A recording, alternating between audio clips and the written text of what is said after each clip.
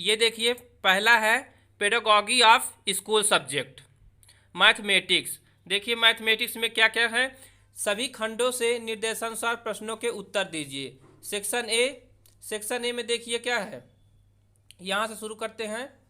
इस खंड में एक प्रश्न है जिसके 8 उप प्रश्न हैं। इस खंड के सभी उप प्रश्न अनिवार्य हैं। प्रत्येक उप प्रश्न 3 अंकों का है। प्रत्येक उप प्रश्न की शब्द सीमा 100 शब्द है। तो देखिए पहले में ए नंबर है दंड आरेख से आप क्या समझते हैं।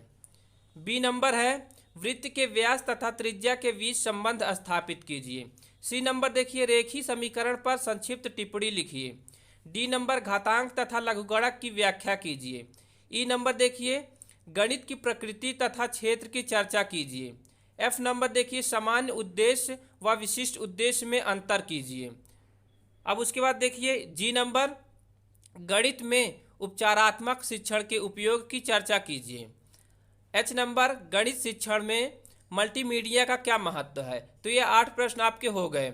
अब देखिए सेक्शन बी में short answer type question.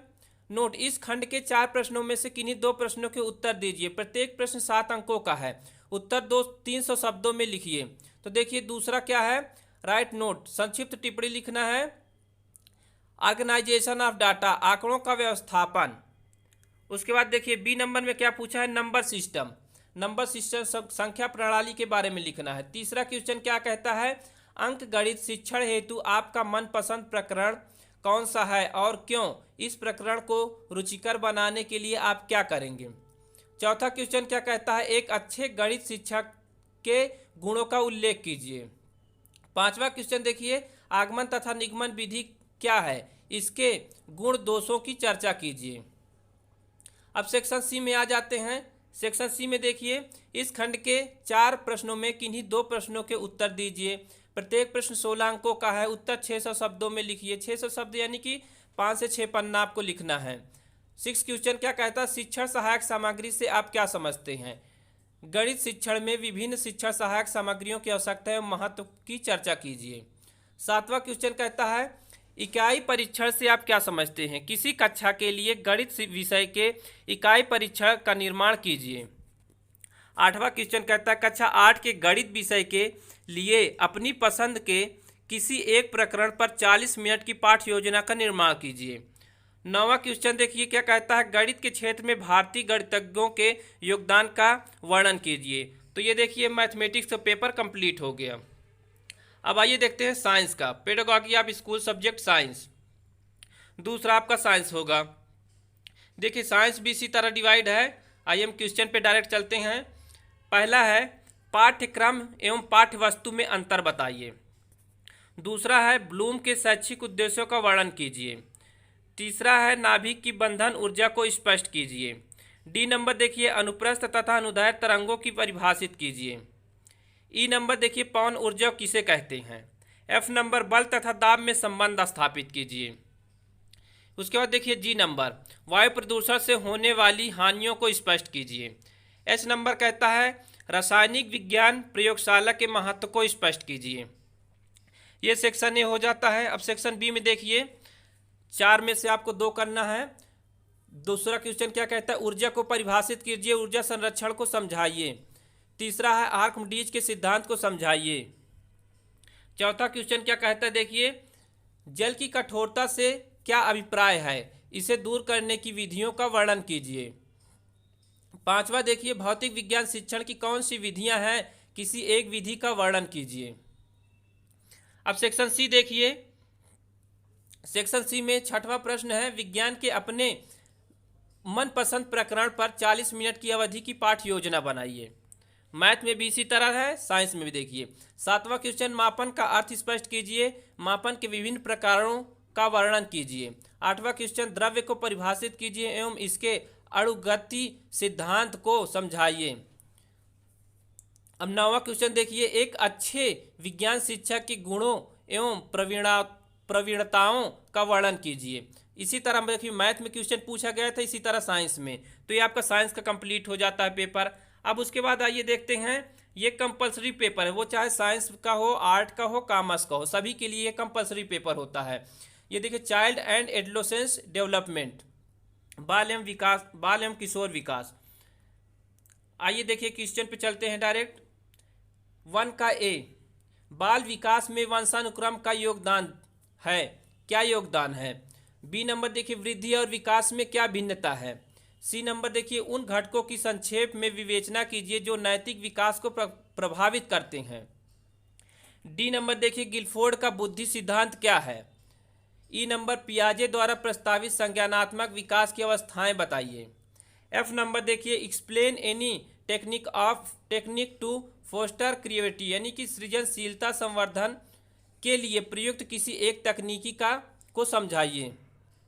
F हो गया। एफ के बाद देखिए जी क्वेश्चन क्या कहता है? भाषा विकास के चोम्स्की के सिद्धांत को स्पष्ट कीजिए। एच नंबर है, व्यक्तित्व मापन की प्रक्षेपी विधियों के गुण और दोष क्या हैं? ये आपके सेक्शन ए कंप्लीट हो जाए। तब सेक्शन बी देखिए। सेक्शन बी में दूसरा क्वेश्चन है, केटेल द्वारा सुझाए गए व्यक्तित्व के स्रोत तथा सतही विशेषक गुणों की तुलना कीजिए। तीसरा क्वेश्चन देखिए, आइए, पियाजे के सिद्धांत में स्वांगीकरण तथा समायोजन के संप्रत्यय की व्याख्या कीजिए। चौथा क्वेश्चन, संवेगों को प्रशिक्षित करने की विधियों पर चर्चा कीजिए। पांचवा है, किशोर के विकास पर कौन कौन से सामाजिक तथा सांस्कृतिक कारक प्रभाव डालते हैं? तो ये सेक्शन बी कंप्लीट हो जाता है। सेक्शन सी देखिए। सेक्शन सी में 16 अंकों का है, 600 शब्द 2 करना है। इसमें देखिए 6 नंबर क्वेश्चन क्या है? कक्षा वातावरण किस प्रकार विद्यार्थियों की सृजनात्मक के विकास को प्रभावित करता है? सृजनात्मकता को विकसित करने हेतु आप ब्रेन स्टॉर्मिंग का प्रयोग कैसे करेंगे? 7वां क्वेश्चन देखिए, मानसिक स्वास्थ्य से आप क्या समझते हैं? एक अध्यापक के नाते आप अपने विद्यार्थियों के मानसिक स्वास्थ्य को स्वस्थ बनाए रखने के लिए किन किन प्रविधियों को अपनाएंगे? 8वां क्वेश्चन देखिए, भाषा विकास से क्या आशा है? भाषा विकास के विभिन्न सिद्धांतों का वर्णन कीजिए।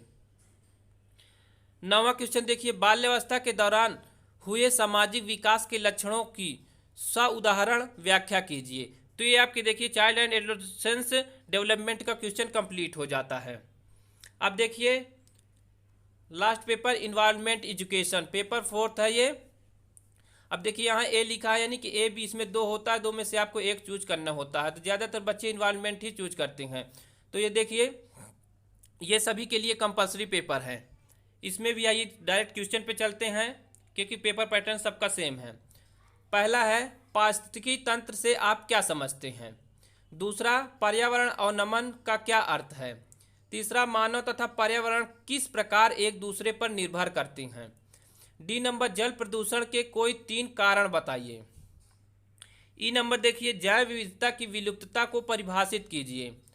एफ नंबर, पर्यावरण को परिभाषित कीजिए। जी नंबर देखिए क्या है, छात्रों में पर्यावरण जागरूकता विकसित करने के कोई 3 तरीके बताइए। एच नंबर, पर्यावरण शिक्षा के कोई 3 उद्देश्य बताइए। अब सेक्शन बी में देखिए, किन्हीं 2 प्रश्नों के उत्तर दीजिए, 4 में से 2। दूसरा क्या है, वैश्विक ताप वृद्धि से आप क्या समझते हैं, इसके क्या कारण हैं? तीसरा है, संवहनी विकास क्या है? भारत में संवहनी पर्यावरणीय विकास के लिए आप क्या सुझाव देंगे? चौथा क्वेश्चन देखिए, पर्यावरणीय शिक्षा में विभिन्न पाठ्य सहगामी क्रियाएं कौन कौन सी हैं? पर्यावरण शिक्षा में सामुदायिक कार्य किस प्रकार सहायक हो सकता है? 5वां क्वेश्चन, प्राकृतिक आपदाएं क्या है? स्वयं को इनसे बचाने के लिए कुछ उपाय बताइए। अब देखिए सेक्शन सी में 6वां क्वेश्चन, पर्यावरणीय शिक्षा की कौन सी विभिन्न प्रशिक्षण विधियां हैं? किन्हीं 2 विधियों को वर्णन कीजिए। 7वां है, विद्यालयी पाठ्यक्रम में पर्यावरणीय शिक्षा को सम्मिलित करने के अंतर अनुशासनिक एवं बहुअनुशासनिक मॉडल का वर्णन कीजिए। 8वां क्वेश्चन है, पर्यावरणीय शिक्षा में मीडिया एवं तकनीकी के उपयोग के लाभों की व्याख्या कीजिए। 9वां नंबर देखिए, पर्यावरणीय शिक्षा में विभिन्न मूल्यांकन तकनीकों का वर्णन कीजिए। तो ये देखिए ये भी आपका कंप्लीट हो जाता है इन्वायरमेंट का क्वेश्चन पूरा। जो आप कोई भी इंग्लिश मीडियम में हो तो आप इंग्लिश मीडियम में पढ़ लें, क्योंकि मुझे अगर इंग्लिश हिंदी दोनों पढ़ूंगा तो ज़्यादा टाइम लगेगा। आप लोग पेपर देख लीजिए पूरा, और आप पेपर पैटर्न आप अपने अनुसार 2020 नई शिक्षा नीति के अनुसार ही चलेगा। आप सिर्फ इसमें से केवल क्वेश्चन मिलाएं कि हाँ कैसे कैसे क्वेश्चन आए थे। यदि आपके मन में कोई डाउट है तो आप कमेंट बॉक्स में मुझे बताएं, मैं उसका सलूशन ज़रूर आपको दूंगा।